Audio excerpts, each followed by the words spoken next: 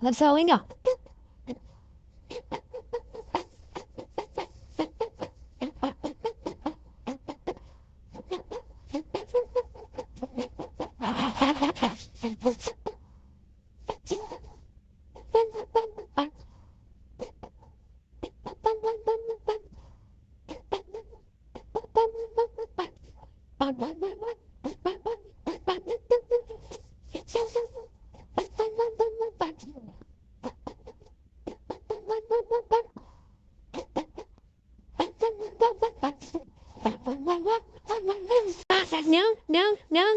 Nếu ngày mai cơ bút chung một lối, hãy cầm tay và một kề môi, đèn cành máu sự sáng cho chiều tối, rồi thấy bóng bia chúng mây nhà một đôi.